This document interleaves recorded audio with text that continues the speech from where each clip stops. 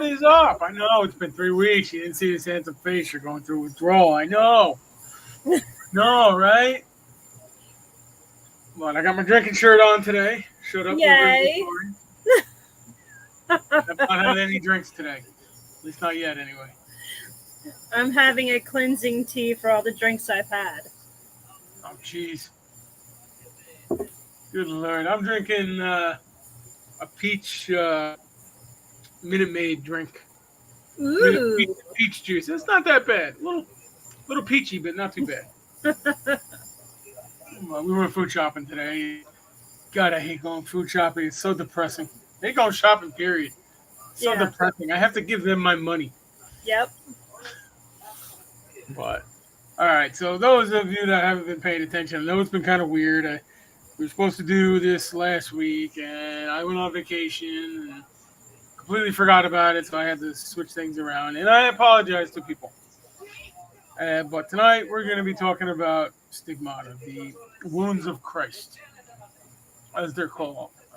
Basically, what it in Christianity, they're basically the appearance of bodily wounds, scars, and pain in locations corresponding to the crucifixion wounds of Jesus Christ, such as the hands, wrists, and feet. Stigmata are exclusively associated with Roman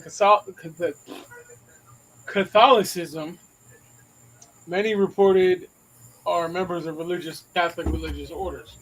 So I'm also going to say some people have also had the crown on the forehead, as well as whip marks on the side of the body. So, not like getting smacked in the face by your own microphone. That was me. I did it. I knew it. I must punish you. I'm sending all the heat your way. Yeah. No. But so we'll start with what you found, because I found some stuff, but I didn't have time to read most of it. So if you see me flipping through pages, flipping through pages, that's why I didn't get a chance to read up on a lot of it. So I do know some, but Well, the one that I found and sent you was the Rhode Island case, which was, I guess, one of the only cases in America. Okay. Marie Rose Farron. She was actually a Canadian born in May of 1902. And then she died, really, like she was young, May 11th, 1936 in Woonsocket, Rhode Island. She was American Roman Catholic. Mm-hmm. And she is the only known case, supposedly, that I can find of the stigmata. Yeah, there's supposed to be like 400 in the world. Yeah. Like 400 some cases, maybe a little less, maybe a little more. I'm not sure of this, but from what I heard, that this is very painful, and that they do actively bleed. And we have a picture here of how bloody, I guess you could say, it gets. And you can see the wounds on her hands, and blood coming from her eyes. I don't know the name of this person. If I had to guess, it's probably one of the 10 famous cases of stigmata people. And if I can, let me flip through here. Maybe it'll pop up. Oh, yep, there it is.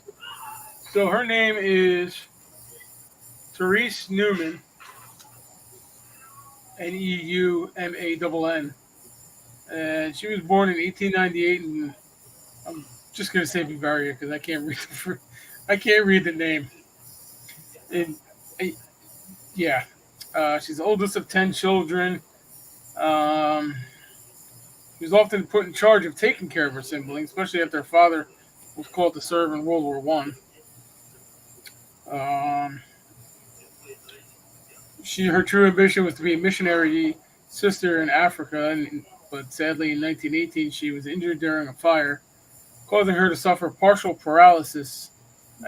of the spine and later blindness. Jeez, Oh my that goodness. sucks. Man, talk about hardship, huh? Oh. But she was left bedridden, unable to work, which is paralysis. May 17th, 1925, she heard the voice of a newly canonized Saint Therese of, I'm going to butcher this name, so I'm just going to spell it Lisieux. Mm-hmm. Okay. She was asked if she wanted to be better. Therese said, of course, and answered yes. The saint told her she can now stand and see, but she still suffers. And suffer she did because these Therese was about to get the shock of her life and receive the stigmata. Okay. Um, uh, First day of Lent, 1926. She was ill with the flu as if she didn't have anything else. She lived a hard life, it sounds like. Oh my goodness, yes. She was alone in her room and experienced a divine ecstasy. I'm assuming that's not what it means today. But as the day went on, she discovered bloody marks on her nightgown, on her side, and above her heart. The stigmata had chosen her. The side wound continually wept blood. And on the put the staple right in the thing here. Third day of Lent, the hand wounds appeared, followed by tears of blood the next day. Saint Therese of that town I spelled, Lisieux. That's my only try. Said she'd suffer and did not stop. Later in the year, finally received her bloody crown of thorns. Her wounds never healed and stayed until on her body until death. Dealing with the stigmata is bad enough, but Saint Therese of that town came to Newman during her suffering time and told her, "No more earthly food. You'll survive on the Eucharist."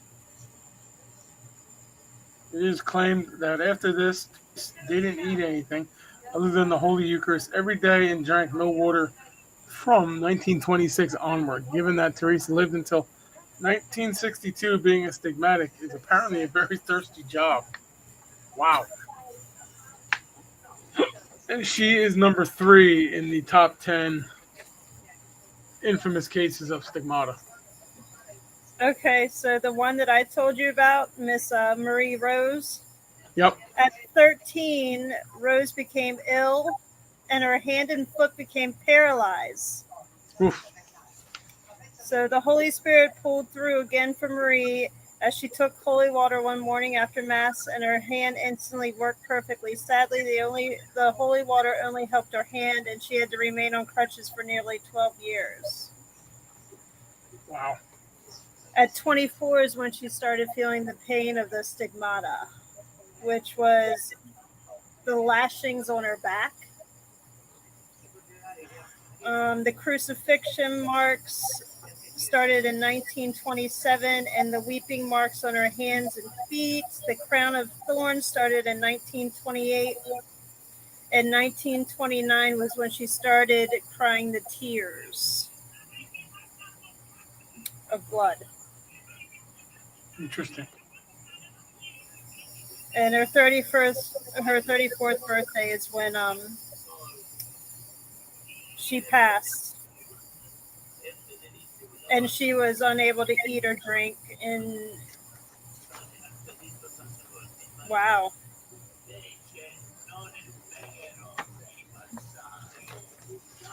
Yeah, it's rough. I mean, I've heard doing reading through some of this stuff. I found somebody that says basically if the marks are on your hands, Mm-hmm. okay, and your feet, they claim you're faking it because Yeah. Jesus was nailed up to the cross through the wrists and the ankles. Whether that's true or not, I don't know. I can't say yes or no because I don't know. I wasn't there. I'm not that old. Although Probably a lot better time than we're living in today. I can tell you that. But the first the first real case of it was Saint Francis of Assisi. If I said that right, but if I didn't, I apologize. He was born in 1181, Mm-hmm. and he is the poster child for the stigmata. He was the first ever to receive this blessing, and people have been fouled in his bloody footsteps for eons. Though a saint now, Francis was a wild sinner in his early life. Aren't we all? Yep. Well known for his extreme drinking and his partying. Go St. Francis. Uh, he was imprisoned after a battle between Assisi and Perugia, I guess you would say it. Why can't they have regular names? Seriously. No. They really make you work for it. But he was in prison for ransom for a year. During that time, you guessed it, he started receiving visions from God. According to the legend, after he was released, Christ told Saint Francis to devote himself to him, repair the Christian church, and live a life of poverty. Saint Francis then abandoned his frivolous life and became a devotee of the faith, preaching and teaching all over the Christian world. He remained a pious devotee for as long as he lived, maintaining his poverty and living the life of an ultra Christian.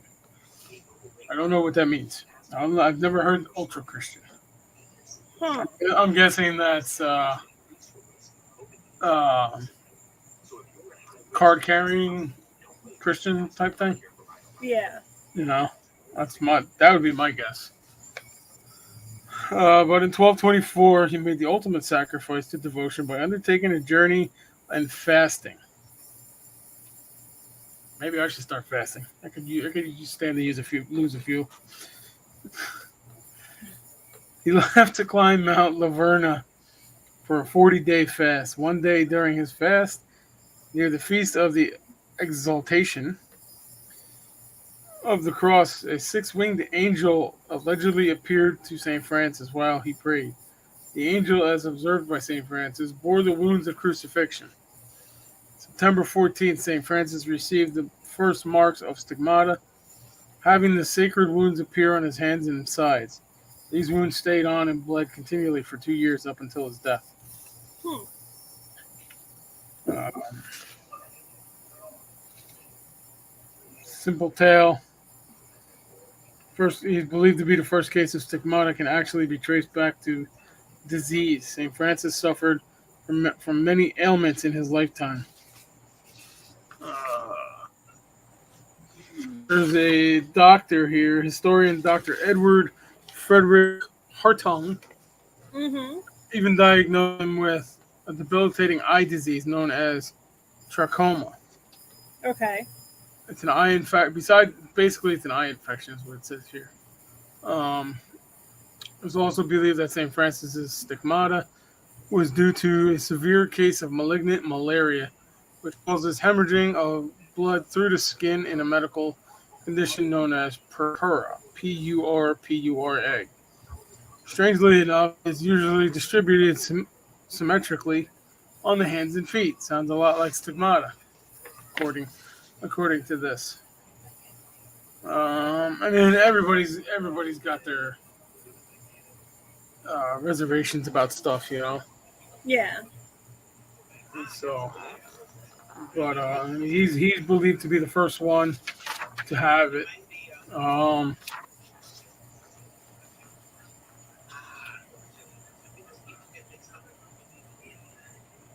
yeah, I don't know. I don't know. I mean, I've never had a case of it. Forgive me that I've never seen it. I've never heard of anybody in the U.S. with it. I think you found one case in the U.S. Yeah. I mean, That was that lady, right? Saint Teresa or yep, whatever. yep, Yeah. Or sorry, Marie Rose Farron. yep. I mean, most of these top 10, I mean, are European. Most of them, a lot of them are in the early days. Before like the 19th, 20th century. Most famously, though, is Padre Pio. He was born May 25th, 1887, and I can't pronounce this town in Italy, but we'll just say Italy. Okay. I'll spell it Pietrelcina.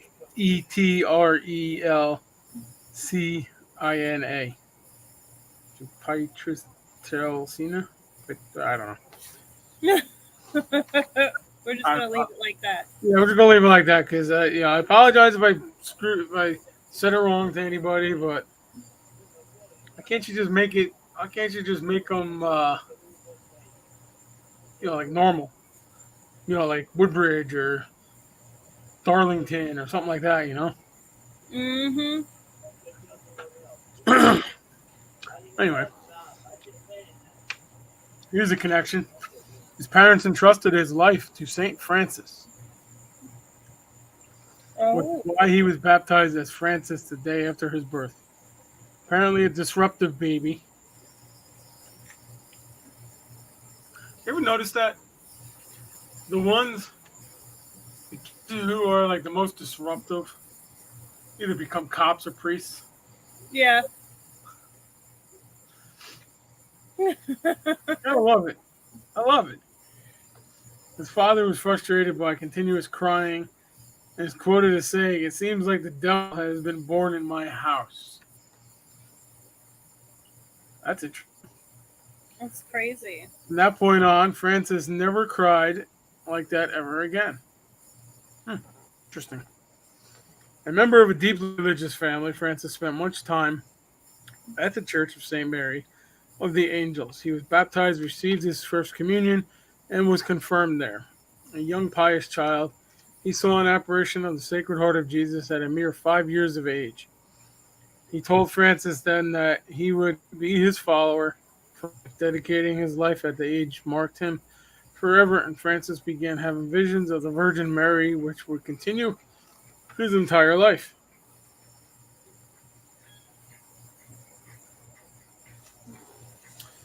Which is kind of cool. And here's a picture. Here's a couple of pictures of Padre Pio and his stigmata. Wow. What the? It's interesting, isn't it? Oh my God. Yeah. I can't imagine. I can't imagine going through that kind of pain every day.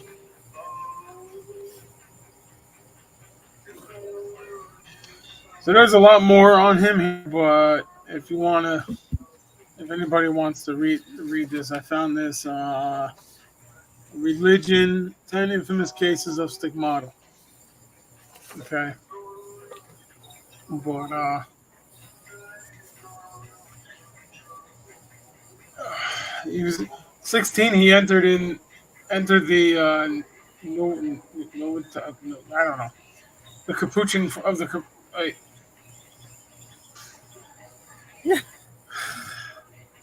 freaking name, man. Novitiate, I guess. I don't know how you spell it. Novitiate of the Capuchin friars. And he took the Franciscan habit and the name Brother Pio. He took his vows January 27th, 1907, and became an ordained priest August 10th, 1910. September of the same year, he was sent to the friary of San Giovanni Pondo, where he remained until his death in 1968. Oh, he lived a pretty long life, pretty good life.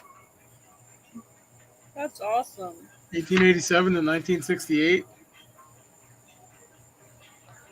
It's amazing back then they could live so long without half the crap that we got today. Yep. Makes you wonder. Oh, oh, So I know. I was actually told that if you have the stigmata, that Christ is calling you to service. Um, I'm not sure if that's completely right or totally wrong, but I've heard that's what I've heard. Well, like I said, there's only like 400 cases of it in the world, so I guess it's very rare. Hmm. But if anybody has any questions, feel free to ask them. See if there's any no, nobody in there. Feel free to ask them because I mean, or if anybody has any input, feel free. Feel free to input it. Input your input. Now, I would the stigmata have anything to do with, the saints that don't decompose? Like the ones that have been entombed and stuff like that for hundreds and hundreds of years? Like, do you think that has any, even though it might have not, they might have not have had that it has something to do with the powers of what was given? Like, I'm not I mean, actually is it sure. a power? I have no clue. I'm not actually sure. I mean,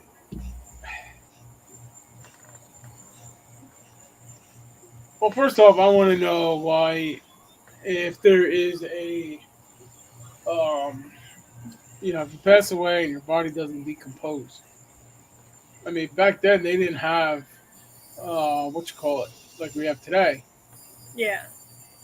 You know, so what did they give? What did they put into the body that um, wouldn't decompose? Telling me my video is starting soon. Mm. Only 20 minutes late. What did they put in the body that it didn't decompose? I mean, everybody knows that you're basically decomposed. You decompose from the inside out. Yeah. So you got to take the organs out and stuff like that. You know. So, did they have formaldehyde back then? I don't know. I don't know. It'd be interesting to find out if anybody knows. Um, I it mean, I really think was. it's fascinating. Mm. It is because it's one of those mysteries. Yeah. The video starts. Oh Jesus! You gotta love Facebook. So far behind the freaking times here. We're gonna get off topic here for a second because oh, it's just updating. It's just updating. Gotta love it. I mean, I totally think that um, they had to have something. Yeah. You know, I mean, a mummified body. You hear all the time like they'll move a grave from the 1800s or whatever, or earlier than that, and they'll find a mummified body in it. I mean, do I think that spiritually it could happen? Sure, why not? Anything is possible. You know, Yep. so What are they called? Incorrupt yeah, bodies. I just I can't say yes and I can't say no, so it goes into maybe category. Yeah. It's like I was talking to somebody yesterday. I did go to the Power Unity Expo. Came home with a Ouija board. Sandy was not happy, but I'm actually gonna use it. I'm gonna try and find a spirit in a house with it. But anyway, back to the story. I was talking to a ufologist yesterday, and where I live in Highbridge here in Hunterdon County, we've had at least one documented case of aliens landing. Okay, Okay. this was like back in the 50s or whatever, and there's actually a book of it. The hybrid. I think it's think it's called Hybrid something or other. I don't know. There's actually a book about it by Howard Menger. Okay, I haven't read it yet. And I told him, I said, look, I can't say that I believe, and I can't say that I don't believe, because I never had an experience. But he was telling me that there are people walking around as hybrids. Yeah, you could be an alien and not know it. Yeah. you know, it's like they take the human body form, but they have all like the facial features of an alien. The eyes, noses, and stuff like that. You know, and the whole time I was trying not to make a joke when he said that, but I mean anything is possible these days. You know. Uh-huh. No, seriously, yeah. No. I mean, we've talked about that before. hmm I mean, I don't know, like a year or two ago, supposedly there was another sighting of an alien spaceship in Highbridge. Nobody ever documented it though. That's crazy. Come on, people. Stuff like that you don't see every day. You gotta document it. Pictures, video, something. It's like Bigfoot. I'm just kidding. Poor Bigfoot. I found out today that the first Bigfoot picture that, the one that they always show, Mm-hmm.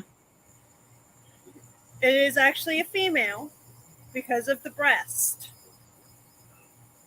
And Okay. her name is Patty. So she is Miss Patty Bigfoot. Well, not for nothing. I've seen some men with bigger breasts than women. Don't. That is a female. Don't take away from her breastness. When they have hair on their face, they're not a female. Well, maybe they are, but I don't know. I don't know. Okay. If I offend anybody, I apologize. The only feelings that you're hurting is Miss Patty Bigfoot. Well, you know what? She can come to my house and tell me myself. But just be warned that she will be getting photographed. All right, we got to get back to subject because we're going to get ourselves in trouble.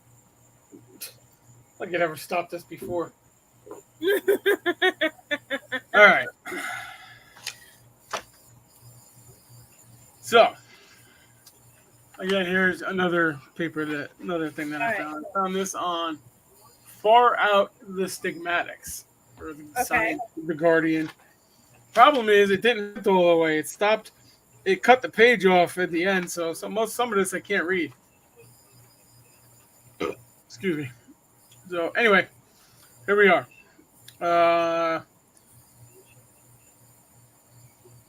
Again, St. Francis of Assisi, whose wounds appeared during an angelic vision in 1224, was the first recorded stigmatic. However you say it. Okay, his unusual markings incorporated both Christ's wounds and the nails that inflicted them. Less pious observers today might describe these as large scabs. There's only about 400 stigmatics since then, and about 25 remain bleeding today. Most are women, and virtually all Catholic. Yeah. I don't know why they're women, so nobody get obsessed over it. I don't know. Okay, that's just what happens. I don't know. Maybe God likes coming to women better than he does men. Who knows? Maybe. You know. We were stuck with our periods. You calling that stigmata? I call it. I apologize for that. It's the magic. I couldn't help myself. No, I think it's fucking hilarious. It's hilarious. It's freaking hilarious. I just couldn't help myself. Anyway, wounds most commonly appear on the hands and the feet, but also the sides of the body, where Jesus was speared while on the cross, and on the forehead representing the crown of thorns. Most bleed a little, though some squeeze out up to a pint at a time. That is a lot. Oh, ladies, I feel so sorry for y'all. They're bleeding out of all these holes.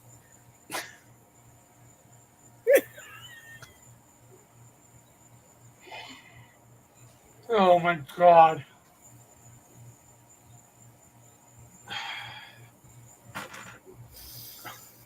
I'm about to cry.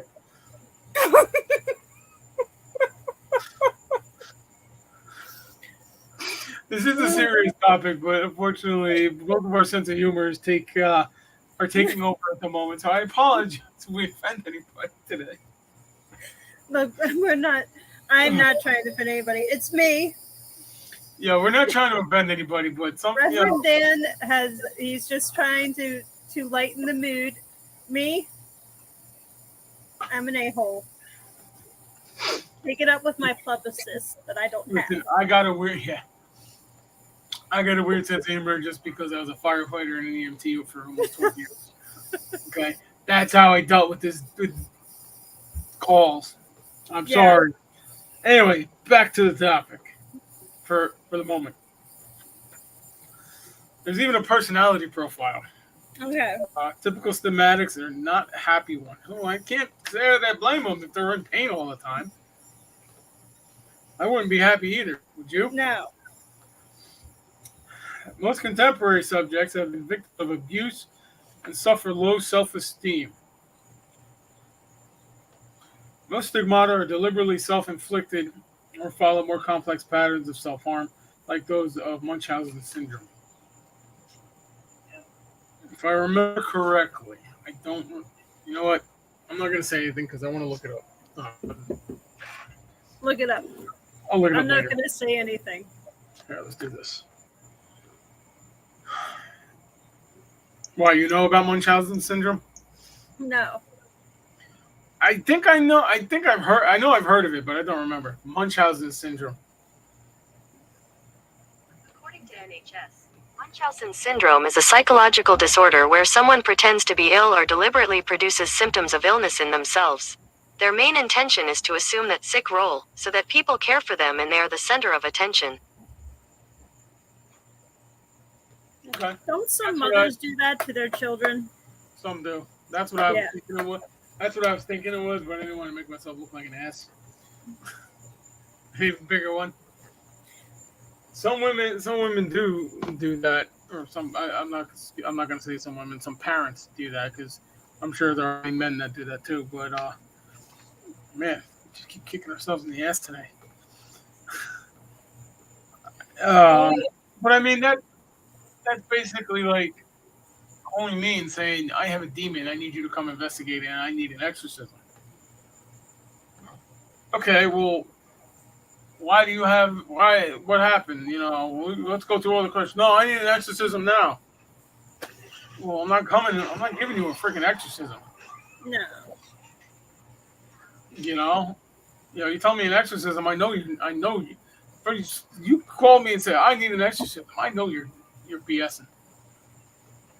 You know, it just happens that way. Especially when I say the magic words. I need a psychological report from you. Yep. And that's when they hit the ground running.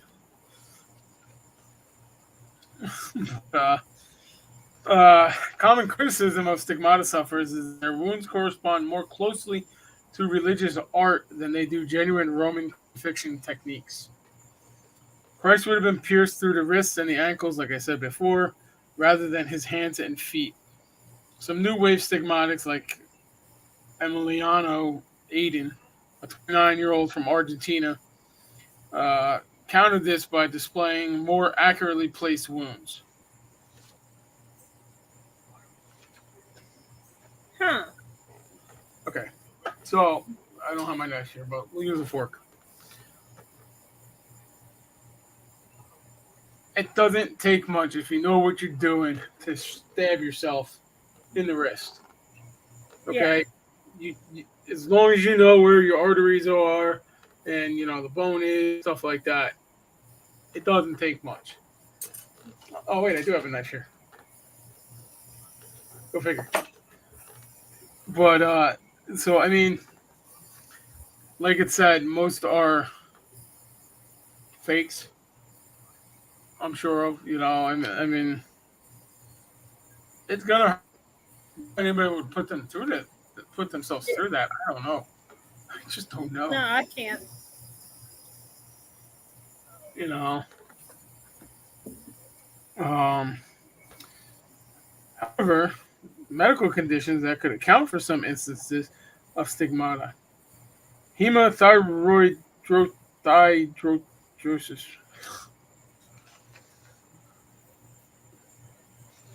You get the picture. Yeah.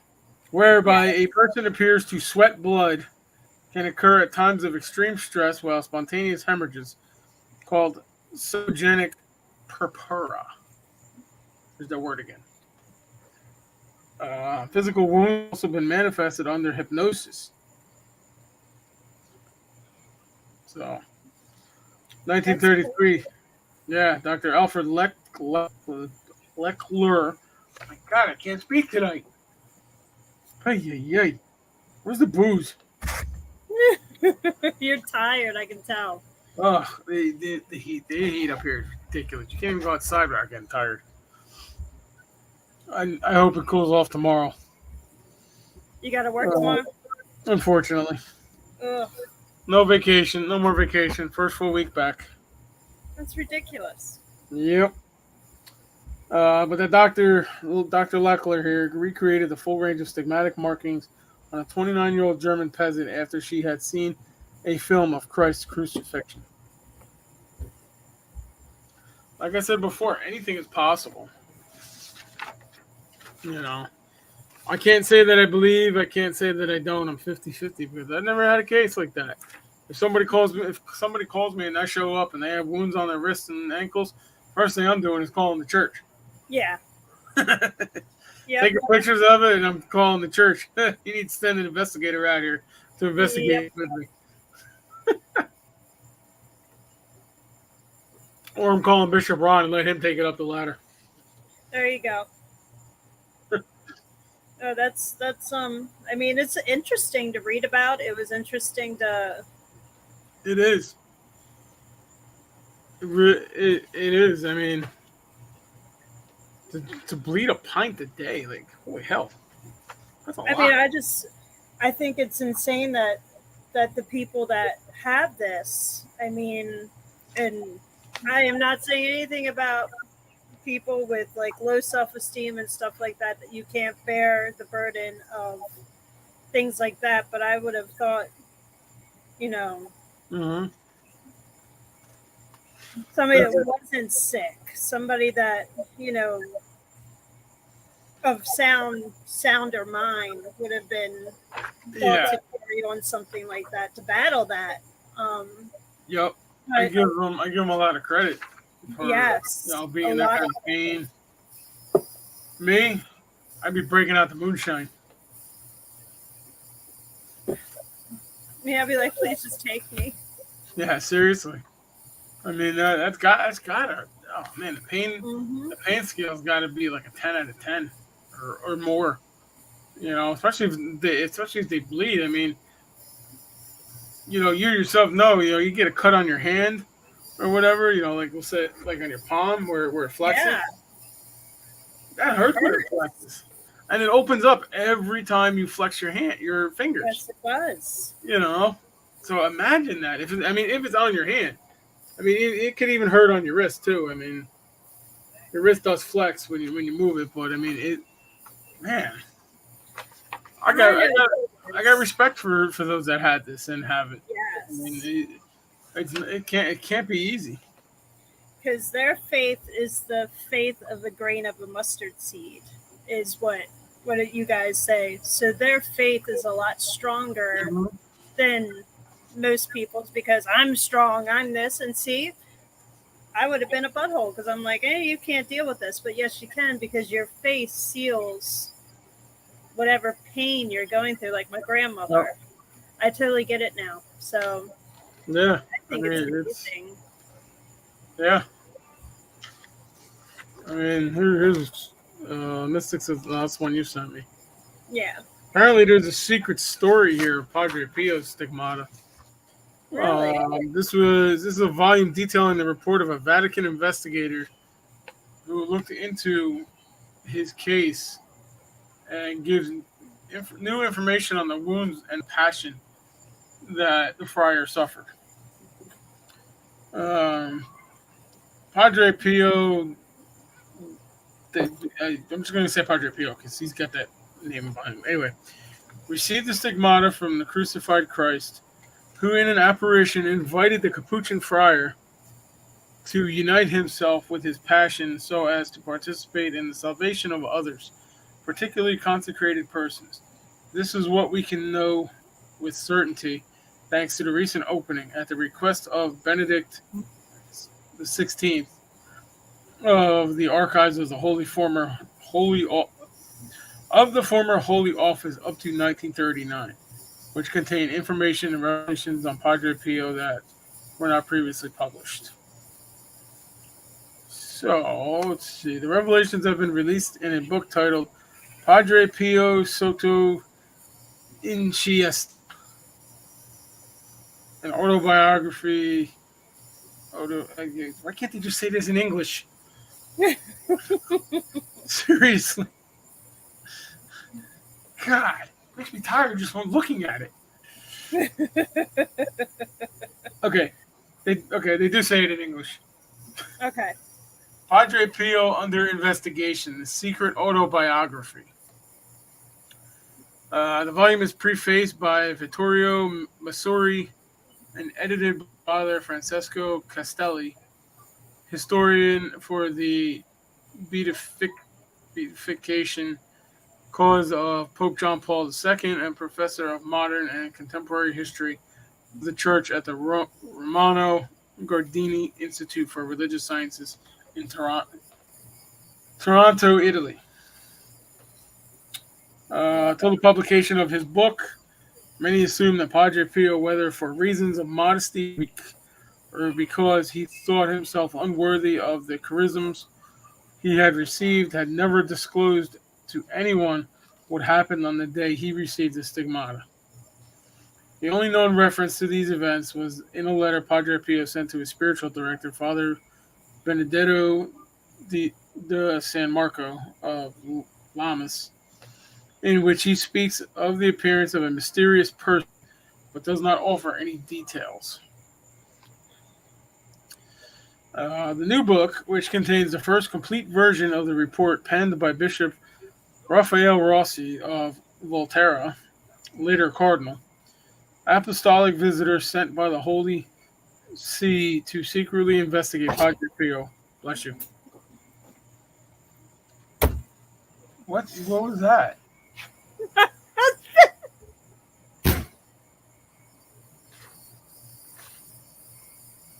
What did he do? He slammed the door open to scare me because I was watching you so intently. What a jerk. My husband is a meanie. A meanie weenie. Keep going. I'm gonna have to watch that now because all I heard was you spit the water out. Now I lost my place. Thanks, John. All right. Secretly investigate. I'll just start over. The new book, which contains the first complete version of the report penned by Bishop Raphael Rossi of Volterra, a later cardinal, apostolic visitor sent by the Holy See to SEE to secretly investigate Padre Pio, clarifies that on the occasion of the reception of the stigmata, and Saint had a conversation with the crucified Christ. The book also contains a number of statements that Padre Pio made under oath, which provide an interpretive key to Bishop Rossi's report. Asked to swear on the gospel, not curse. Padre Pio for the first time revealed the identity of the one from whom he received the wounds. Huh. June 15th, 1921, and in answer to question posed by Bishop Rossi, Padre Pio said on September 20th, 1918, I was in the choir of the church after celebrating Mass, making the Thanksgiving when I was suddenly overtaken by powerful trembling, and then there came calm, and I saw our Lord in his crucified form. He was lamenting the ingratitude of men, especially those consecrated to him and favored by him.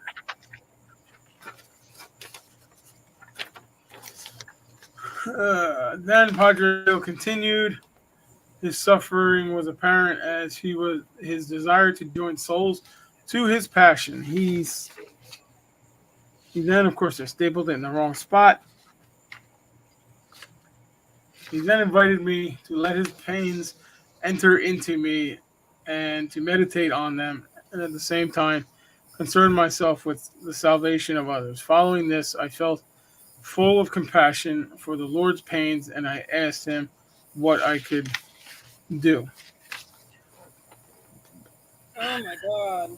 Yeah, I mean it goes on for a little bit. I feel like I got a nose, like a bug in my nose, so. That's okay. Just stick your finger out there and go to town. All right. So he says, I heard this voice. I will unite you with my passion. And after this, the vision disappeared. I came back to myself. My reason returned, and I saw these signs here from which blood flowed. Before this, I did not have these. Padre Pio then said that the stigmata were not the result of a personal quest of his own, but came from an invitation to the Lord who, lamenting the ingratitude of men, and consecrated persons in particular, conferred on Padre Pio a mission as the culmination of an interior mystical journey of preparation. Sir Stinks-A-Lot is in here. Yay! What? You got a rock? Good job. Close the door. You forgot to close the door. Yours, son. All yours. Nuh-uh, he's all yours. My son learned, I think I told you, my son learned how to fart on command. Yep. All right, where was I? Is that a stigmata?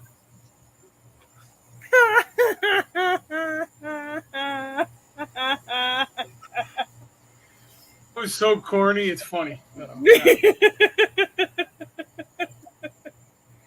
That was so corny, it's funny. Yep. Anyway, back to the topic.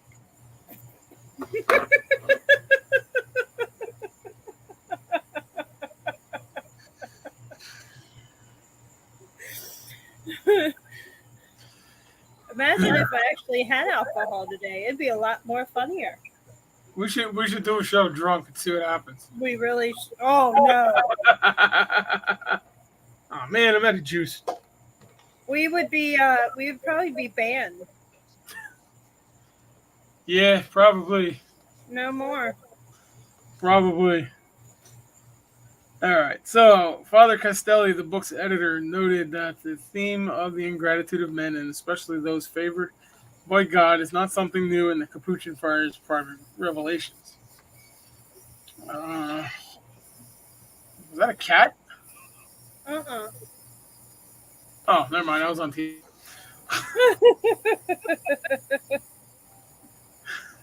He told Zenit, what is decisive is that Padre Pio made no request for the stigmata.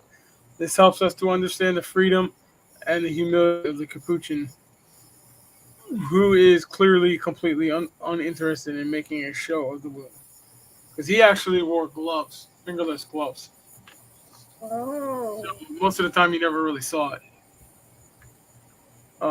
Padre Pio's humility also manifests itself in his reaction to seeing the signs of the passion traced in his flesh once he had come back to himself. In fact, conversation with the bishop, once the mystical scene has finished, it is not elaborated on further. From the conversation with Padre Pio, from the letters from the witnesses, questioned by Bishop Rossi, and finally from his own report, it is plain that the friar was unhappy about the signs of the passion, that he tried to hide them, and that he was uneasy in showing them at the request of the apostolic visitor. The editor explained. A sixth wound, ? The book conveys Bishop Rossi's conclusions about the stigmata. of which there had only been partial information, and so provides new information, especially about the form of the wound on the side of a rumored sixth wound on the friar's back. In his report, the apostolic visitor says that there was no festering in Padre Pio's wounds. They did not close and did not heal. They remained inexplicably open and bloody, despite the fact that the friar had tried to stop the bleeding by treating them with iodine. Bishop Rossi's description of the wound is in the side. Father Castelli told Zenit is decisively different from those before and after him. He did not see an upside down or slanted cross, but as having a triangular form, and so therefore with definite edges. Huh. Now, this is those tuning in now or later or whatever. I'm reading a report from the Vatican investigator into Padre Pio. Okay. Contrary to what certain doctors have said, Bishop Rossi concluded that the wounds did not appear to be externally inflicted. This speaks in favor of the authenticity of the stigmata, Father Castelli explained, because carbolic acid, which according to some was what Padre Pio might have used to cause the wounds. This is where they say that the wounds are self-inflicted. Yeah. The hell was I? After it has been applied, consumes the tissue and inflames the surrounding area. It is possible to think that for 60 years, Padre Pio could have caused himself these wounds in the same definite shape. I don't think so, because I've had acid on my hands and it burns. Yeah, it does eat the skin away, but it burns. You know, it's not something I would ever do again on purpose. Anyway, No. you know. Further, the wounds emitted the intense odor of violets rather than the the stench that degenerative process. Good Lord, I can't read tonight. You're okay. Keep going. You're doing it. Infections usually cause. I need a beer. According to the report, Padre Pio said, apart from the stigmata in his hands, his feet, and side, there were no other wounds, and therefore a wound on his back, as Jesus might have had from carrying the cross. Some suggested that Padre Pio might have had this wound. Father Castelli maintains that it is not possible to speculate beyond the information gathered in Bishop Rossi's 1921 investigation and attribute to Padre Pio any other sign of the Passion. This article has been selected from the Zenit Daily Dispatch, Zenit International News Agency. I'm not going to say that because I don't understand it. Rome, Italy, and Zenit.org. So you can get that. You can get this report off of Zenit.org. Okay. So, and Secret Story of Padre Pio's Stigmata. Okay, and this came out. I think it was released. Looks like it was released September 22nd, 2008, from Rome by Mirko Testa. So, there you have it. That's the investigation into Padre Pio's wounds. Now, like I said before, I've had acid on my hands from working, and it is not pretty. It burned. I mean, it burns like a mother. Okay, so why he would do that for all those years is beyond me. I mean, I just look at these. Sorry. Apparently, Tara's having a fight with the bugs. It was a yellow jacket, and I'm allergic. Gee, so I mean, this looks like a painting. This looks like a painting here. But let's see, the other one I think is more of a picture. Oh God. The other one's more of a picture, so you can see that's. I mean, it looks real to me, but like I said, it wouldn't. I don't know. It could be, but who knows? Yeah. Who knows? But and then we have this lady here. It looks Yep. like she has. It looks like she has a face drawn on her knee. Yeah, here's a better picture of it. And So you can see eyes, nose, and mouth, hair. Ashley messaged me through Messenger. Can you explain to her again what we're talking about? What a stigmata is? The wounds of Christ. Stigmata is the wounds of Christ, and anybody who knows Jesus Christ was crucified on the cross, and he was nailed to the cross. They're basically the wounds of being nailed on the cross through his wrists and ankles, as well as the thorns around his head and whipping marks on his back if you're lucky enough to have them. Can I help you? You got your chocolate. What is that? I got a rock too. Oh, see, she's got a rock too.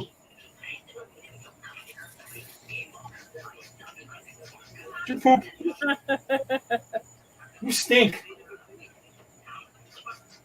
I think he pooped. Oh no. He's beckoning you. Come on, Daddy. Either that or he farted on me. Hold on, let me.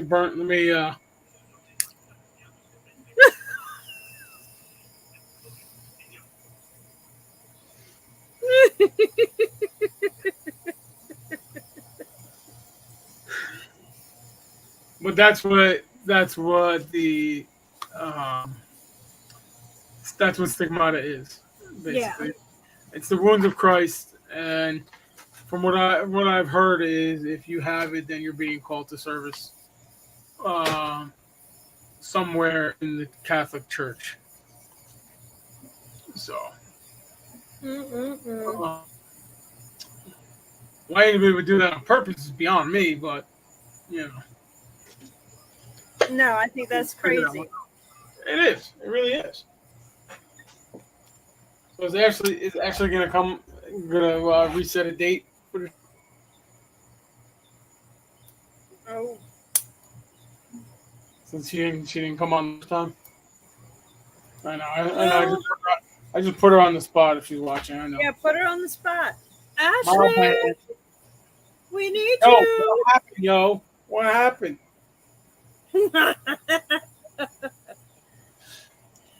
been definitely busy.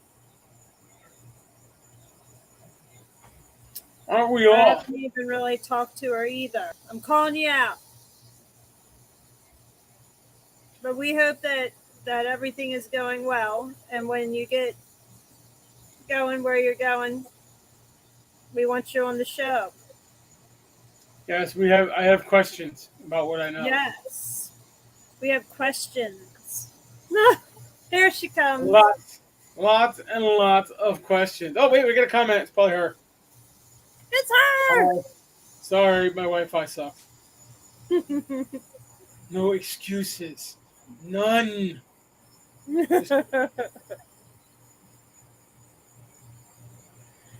So what are we? Well, let's give it another 30 seconds, and we'll just kind of make stupid faces at everybody. All right.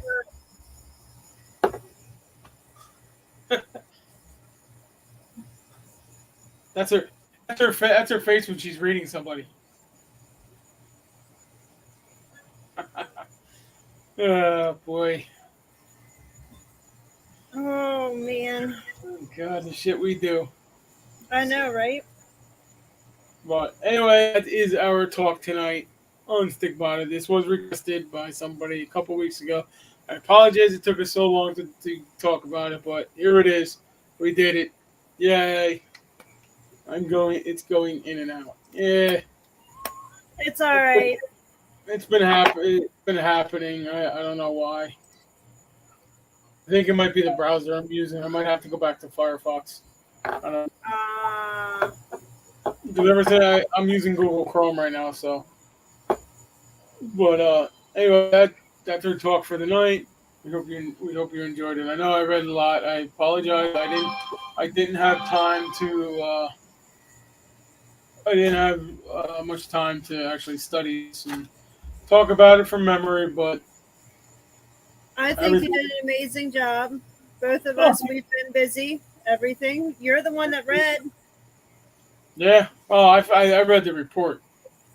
I read that You did report and good. a couple things from the other stuff, but other than that, it was good.